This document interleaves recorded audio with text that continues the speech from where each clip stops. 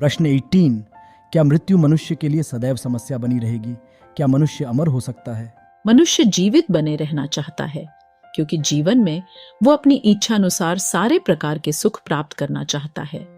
उसे ये अनुभव होता है कि जो भी उसको अभी 50 या 80 वर्ष की औसत आयु मिलती है, उसमें उसकी इच्छाएं पूरी नहीं होती हैं। अब देखते हैं कि क्या यदि उसको ऐसा जीवन मिल सके जिसमें उसको जन्म से ही सदैव के लिए सुखी जीवन मिल सके, तो क्या उसकी आयु स्वाभाविक रूप से अधिक हो जाएगी? और क्या तब उसका अनुभव ये होगा कि भाई बहुत हो गया, अब तो सारी इच्छाएं पूर्ण हो चुकी हैं, चलो अब लंबी नींद सो जाते हैं, यानी कि मृत्यु का अपनी इच्छा से वरण करते हैं। और दूसरी बात यह है कि दुख, चिंताएं, अशुद्ध खानपान आदि से हमारी स्वाभाविक आयु घट जाती है। यदि ऐसी व्यवस्था हो जाए कि जीवन में किसी भी प्रकार की दुख, चिंताएं पैदा ही ना हो और खानपान शुद्ध हो जाए, यानी कि प्रत्येक प्रकार की संतुष्टि जीवन में अनुभव हो, तो स्वाभाविक रूप से हमारी आयु बढ़ जाएगी। वैज्ञानिकों का मानना है कि 150 से 200 वर्ष तक की औसत आयु मनुष्य प्राप्त कर सकता है। परंतु मेरा अनुमान है, यदि जीवन में कोई दुख आदि ना उत्पन्न हो और सुख ही सुख हो, तो मनुष्य को औसत आयु 400 वर्ष आसानी से प्राप्त हो जाएगी। वो भी युवा के जैसे ही, ना कि जीर्ण अवस्था में। 200 या 400 वर्ष की आयु में तो निश्चित रूप से ऐसा अनुभव मनुष्य को नहीं होगा कि इच्छाएं अधूरी रह गई और मृत्यु आ धमकी, ऐसा मुझे लगता है।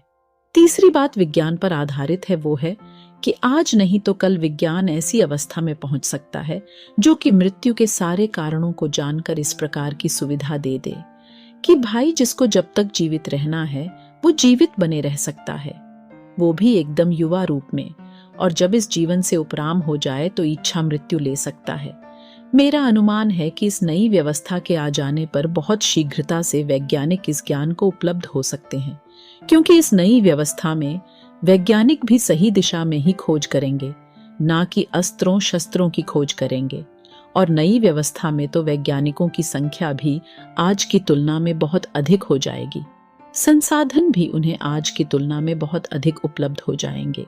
एक दिन मनुष्य अमरता को प्राप्त हो सकता है। ऊपर सारी पुस्तक पढ़ने के बाद आप इस बारे में बहुत तो समझ ही गए होंगे। आज के समय मनुष्यों के बीच के संबंध अच्छे नहीं रह पाते और उसके दो मुख्य मूल कारण हैं।